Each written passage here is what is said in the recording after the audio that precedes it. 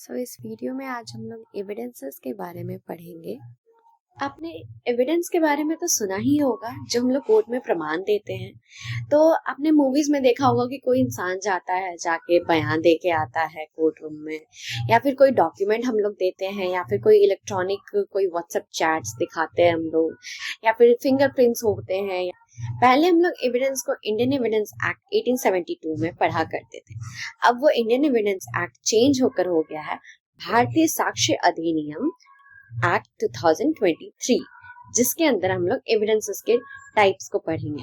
तो सबसे पहला एविडेंस, टोटल 9 टाइप्स के एविडेंस होते हैं, जो कि मैं पहले आपको बता देती हूँ। पहला ओरल, उसके बाद documentary, primary, secondary, direct, circumstantial, real, hearsay and electronic। Oral evidence क्या होता है? हमने देखा होगा ना मूवी में कि कोई आदमी जाता है, जो विटनेस होता है उस क्राइम का, जो एक्सीडेंट को जिसने देखा होता है, वो जाता है कोर्ट रूम में और वहां जाके वो अपना बयान दे के आता है। उसको कहते हैं ओरल एविडेंस। डॉक्यूमेंट्री एविडेंस के बारे में पढ़ते हैं। तो सेक्शन 56 to 73 बीएसए एक्ट का डॉक्यूमेंट्री एविडेंस को कवर करता है। डॉक्यूमेंट्री एविडेंस क्या होता है? जो एग्रीमेंट हो गए, सेल डीड हो, चेक, विल, एफआईआर, ये सारे डॉक्यूमेंट्री एविडेंस के अंदर कवर अप होते हैं। अब हम लोग प्राइमरी एविडेंस के बारे में पढ़ते हैं। तो section 57 of BSA act cover करता है प्राइमरी एविडेंस को। प्राइमरी एविडेंस का मतलब क्या होता है? जो ओरिजिनल कॉपी होता है किसी भी डॉक्यूमेंट का, जो कोर्ट में हम लोग प्रस्तुत करते हैं, उसे प्राइमरी एविडेंस कहते हैं। लेकिन जो सेकेंडरी एविडेंस होता है, उसमें क्या होता है कि जो डॉक्यूमेंट का फोटोकॉपी या जेरॉक्स को कोर्ट में प्रस्तुत करते हैं, उसको सेकेंडरी एविडेंस कहा जाता है। और secondary evidence section 58 of BSA act में कवर अप होता है।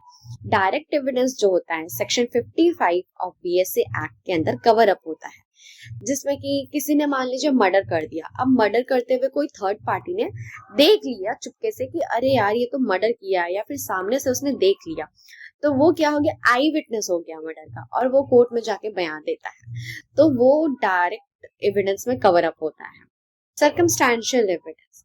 सर्कमस्टेंशियल एविडेंस क्या होता है कि मान लीजिए कहीं पे मर्डर हुआ, या फिर कहीं पे कोई भी क्राइम कंडक्ट किया गया है, वहां पे जिसने भी क्राइम कंडक्ट किया है उसका ब्लड या फिर उसका क्लॉथ, फिंगरप्रिंट्स, कुछ भी यहाँ रह गया, जिसके थ्रू मैच करके हम लोग क्रिमिनल का पता कर सकते हैं, वो साइंटिफिक एक तरीके से एविडेंस जो होता है, उसको सर्कमस्टेंशियल एविडेंस कहा जाता है।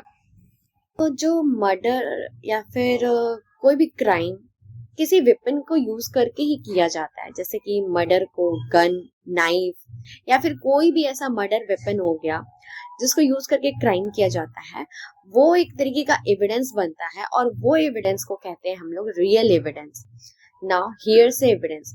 मान लीजिए किसी के घर में कोई क्राइम कंडक्ट हुआ है, या फिर कुछ भी मर्डर हुआ है, चोरी हुआ है, डकैती हुआ है, रेप हुआ है, कुछ भी हुआ है, तो हम लोग अड़ोस पड़ोस के लोगों से पूछताछ करते हैं कि आप इस घर में बताइए कि क्या आपने देखा, क्या सुना, आपको इस घर के बारे में लोग कैसे लगते हैं।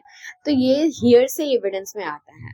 तो अगल बगल के लोगों से भी बयान लिया जाता है, उसे हियरसे एविडेंस कहा जाता है ना। Electronic evidence. अब इलेक्ट्रॉनिक एविडेंस आप लोग इलेक्ट्रॉनिक नाम से ही समझ सकते हैं कि व्हाट्सएप चैट हो गए, ईमेल हो गए, फोन के रिकॉर्ड्स, जितने भी फोन कॉल्स हो गए, ये सब इलेक्ट्रॉनिक एविडेंस में कवर अप हो जाते हैं। सीसीटीवी फुटेज जो होता है, मेनली जो ज्यादातर आपका एविडेंस में यूज किया जाता है, सीसीटीवी फुटेज, वो भी एक तरीके का इलेक्ट्रॉनिक एविडेंस होता है।